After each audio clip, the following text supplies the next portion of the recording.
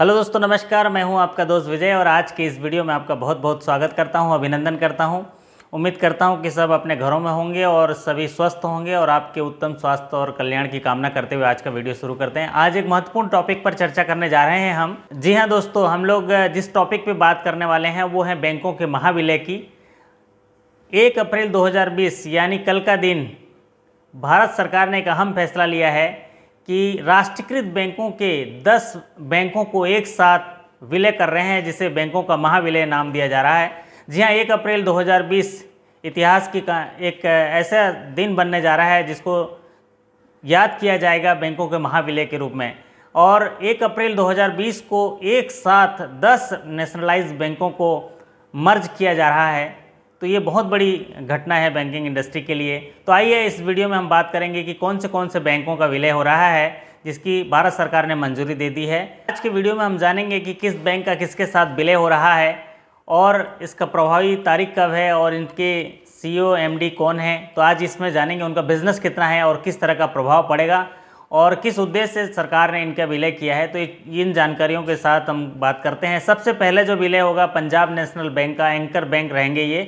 Punjab national bank जो anchor bank रहेंगे, इनमें विलय होगा ओरिएंटल बैंक ऑफ कॉमर्स का और यूनाइटेड बैंक ऑफ इंडिया का। जी हाँ, पंजाब नेशनल बैंक के साथ ओरिएंटल बैंक ऑफ कॉमर्स का और यूनाइटेड बैंक ऑफ इंडिया का विलय होगा। नेशनल बैंक के साथ जब ओरिएंटल बैंक ऑफ कॉमर्स और यूनाइटेड बैंक ऑफ इंडिया को विलय की मंजूरी मिल गई है, तो इन तीनों बैंकों को मिला के अगर इनका बिजनेस देखा जाएगा तो रुपये 17.94 लाख करोड़ का बिजनेस होगा। और अगर पूरे इंडिया में राष्ट्रीयकृत बैंकों में इनका स्थान देखा जाएगा तो सेकंड लार्जेस्ट बैंक कहलाएंगे। ये सेकंड लार्जेस्ट बैंक के हिसाब से इनका बिजनेस होगा।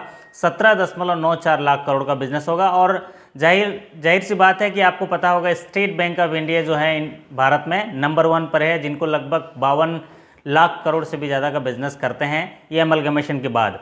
तो सबसे पहला अमलगमेशन हुआ पंजाब नेशनल बैंक का ओरिएंटल बैंक ऑफ कॉमर्स के साथ, यूनाइटेड बैंक ऑफ इंडिया के साथ, और 17.94 लाख का बिजनेस रहा, सेकंड लार्जेस्ट बैंक। और ये जो है CBS इस प्लेटफॉर्म पे हैं और ये फिनाकल में काम करते हैं। तो दूसरा जो विलय होने जा रहा है वो केनरा बैंक का सिंडिकेट बैंक के साथ। जी हाँ, केनरा बैंक का विलय होने जा रहा है सिंडिकेट बैंक के साथ।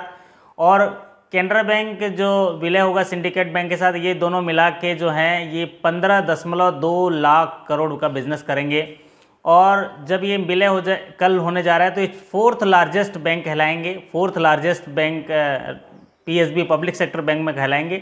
और इनका CBS प्लेटफॉर्म में iFlex जो सॉफ्टवेयर है उस पर काम होता है।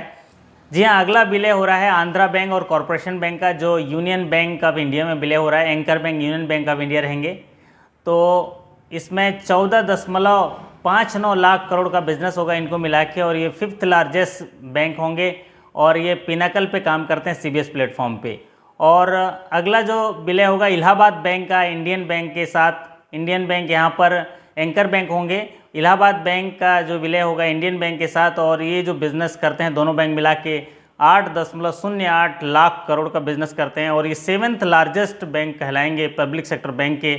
और ये बैंक्स पे काम करते हैं, बैंक लिंक्स पे काम करते हैं CBS प्लेटफॉर्म पे। तो ये जो 10 बैंक जिनका नाम लिए हैं, ओरिएंटल बैंक ऑफ कॉमर्स और यूनाइटेड बैंक ऑफ इंडिया का विलय पंजाब नेशनल बैंक के साथ होगा, जो मिलके अब Punjab national bank second largest होंगे। सिंडिकेट बैंक का विलय केनरा बैंक के साथ होगा, जो 4th लार्जेस्ट बैंक होंगे। आंध्रा बैंक और कॉरपोरेशन बैंक का विलय जो है यूनियन बैंक ऑफ इंडिया के साथ होगा, जो 5th लार्जेस्ट जो बैंक होंगे। और इलाहाबाद बैंक का जो इंडियन बैंक के साथ विलय होगा, ये 7th लार्जेस्ट बैंक होंगे। तो ये बैंक है मिला के पब्लिक सेक्टर बैंक के बिजनेस का लगभग 82% हिस्सा कवर करते हैं। अब देखिए कितने बड़े एरिया को ये कवर करते हैं। 82% पब्लिक सेक्टर बैंक के बिजनेस को कवर करते हैं। और कॉमर्शियल बैंक अगर का बिजनेस देखा जाए तो उसमें 56% जो है ये बिजनेस करते हैं। तो ये कितने महत्वपूर्ण बैंक हैं जिनको विलय किया गया है।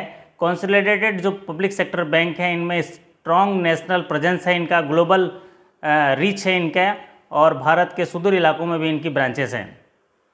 तो अगर पूरा देखा जाए सरकार के विलय की मंजूरी के बाद अब 27 पब्लिक सेक्टर बैंक में से, जब 2017 में 27 पब्लिक सेक्टर बैंक थे, तो अब 12 पब्लिक सेक्टर बैंक बच गए हैं। क्योंकि पहले 5 बैंकें स्टेट बैंक के साथ मर्ज हुई थी। उसके बाद पिछले साल ही एक बैंक मर्ज हुई। पिछले साल जो बैंक ऑफ बड़ौदा में मर्ज हुई, पिछले साल बैंक ऑफ बड़ौदा के साथ एक मर्जर हुआ था 1 अप्रैल 2019 को। विजया बैंक और देना बैंक। विजया बैंक और देना बैंक जो है बैंक ऑफ बड़ौदा के साथ मर्ज हुए थे और इनका जो प्रभावी तारीख था 1 अप्रैल 2019, तो 1 अप्रैल 2019 को ये मर्ज हुए थे और इसकी वजह से अब केवल 12 पब्लिक सेक्टर बैंक बच गए हैं। और अगर पूरा सिनेरियो देखा जाएगा नंबर वाइज तो हम देखेंगे सबसे पहले आता है भारतीय state bank, state bank of India, जो 52.05 लाख करोड़ का बिजनेस करते हैं, ये पहले नंबर पे आएंगे। फिर उसके बाद आते हैं Punjab national bank. Punjab national bank जो है वो दूसरे नंबर पे आएंगे, ये 17,94,000 करोड़ का जो बिज़नेस करेंगे, 17.94 लाख करोड़ का बिजनेस करेंगे। और तीसरे नंबर पे आएंगे बैंक ऑफ बड़ौदा का। जी हाँ, बैंक ऑफ बड़ौदा आएंगे जो 16.13 लाख करोड़ का बिजनेस करेंगे, तीसरे नंबर पे आएंगे। चौथे नंबर पे आएंगे कैनरा बैंक जो मर्जर के बाद 15.20 लाख करोड़ का बिजनेस करेंगे। और पाँचवें नंबर पे आएंगे यूनियन बैंक ऑफ इंडिया जो 14.59 लाख करोड़ का बिजनेस करेंगे। और छठे नंबर पे जो आएंगे वो आएंगे, छठे नंबर पे बैंक ऑफ इंडिया आएंगे जो 9.03 लाख करोड़ का बिजनेस करते हैं। और सातवें नंबर पे आएंगे इंडियन बैंक जो 8.08 लाख करोड़ का बिजनेस करते हैं। आठवें नंबर पे आएंगे सेंट्रल बैंक ऑफ इंडिया जो 4.68 लाख करोड़ का बिजनेस करते हैं। और नौवें नंबर पे आएंगे इंडियन ओवरसीज़ बैंक जो 3.75 लाख करोड़ का बिजनेस करते हैं। और 10वें नंबर पे आएंगे यूको बैंक जो 3.17 लाख करोड़ का बिजनेस करते हैं। और बैंक ऑफ महाराष्ट्र आएंगे 11वें नंबर पे आएंगे जो 2.34 लाख करोड़ का बिजनेस करते हैं। और 12वें नंबर पे आएंगे पंजाब एंड सिंध बैंक जो 1.71 लाख करोड़ का बिजनेस करेंगे। तो भारत सरकार के हिसाब से ये 12 बैंक पब्लिक सेक्टर बैंक के बचेंगे इस बड़े मर्जर के लिए। बड़े मर्जर का जो उद्देश्य है एक्चुअल में एक कॉरपोरेट स्ट्रेटजी है जो विभिन्न बैंकों को एक सिंगल बैंक के रूप में उनके फाइनेंशियल और ऑपरेशनल स्ट्रेंथ को बढ़ाने के लिए, ऑर्गेनाइजेशन को मजबूत करने के लिए ये मेगा मर्जर किया गया है। ये विस्तार से बात करते हैं कि पंजाब नेशनल बैंक जिसमें यूनाइटेड बैंक ऑफ इंडिया और ओरिएंटल बैंक ऑफ कॉमर्स का विलय हुआ है। अगर पंजाब नेशनल बैंक की स्थापना देखें तो इसकी स्थापना 19 मई 1894 में हुई थी, जिसका मुख्यालय नई दिल्ली में है। इसके चेयरमैन वर्तमान में श्रीमान सुनील मेहता जी हैं और इसके MD and CEO SS Mallikarjun Rai हैं। अब ये तीनों बैंकों का जो विलय है प्रभावी होगा 1 अप्रैल 2020 को, जिसमें यूनाइटेड बैंक की स्थापना 1950 में हुई थी और ओरिएंटल बैंक ऑफ कॉमर्स की स्थापना 1943 में हुई थी। जी हाँ, आइए दूसरे बैंकों की बात करते हैं जो यूनियन बैंक एंकर बैंक है, यूनियन बैंक ऑफ इंडिया जो है। यूनियन बैंक ऑफ इंडिया जिसमें आंध्रा बैंक और कॉरपोरेशन बैंक का विलय हो रहा है। इसमें यूनियन बैंक ऑफ इंडिया की स्थापना 11 नवंबर 1919 को हुई थी। इसका मुख्यालय मुंबई में है, महाराष्ट्र, और इसके MD and CEO Shri Raj किरण राय जी हैं।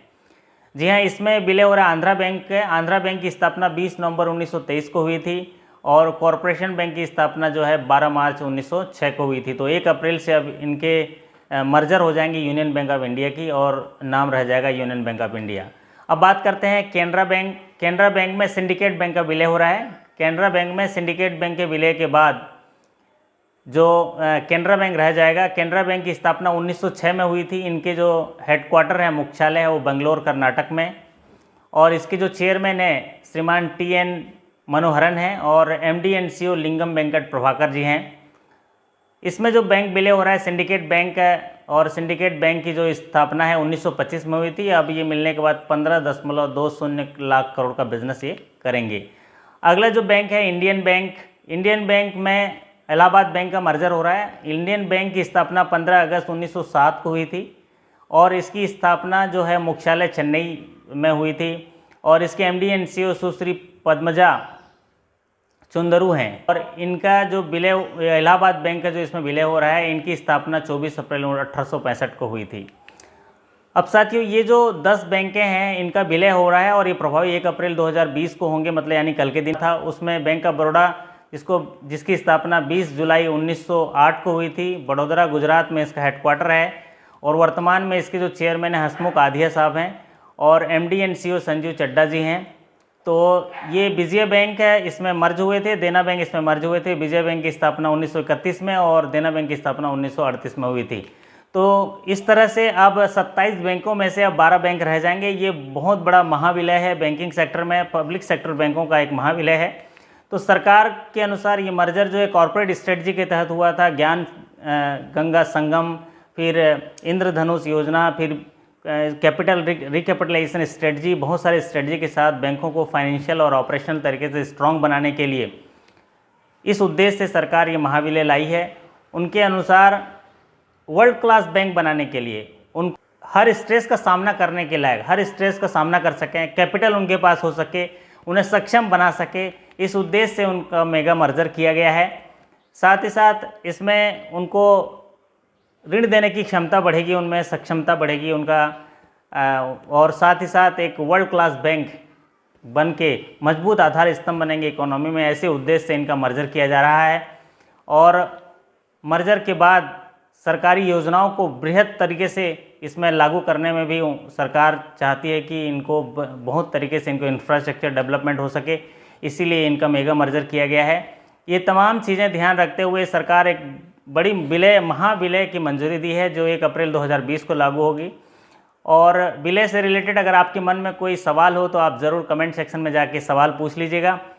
उम्मीद करता हूँ कि ये छोटी सी जानकारी बैंकों के महाविलय के बारे में आपको अच्छी लगी होगी, समझ में आया होगा कि कौन से बैंक का विलय किससे हो रहा है।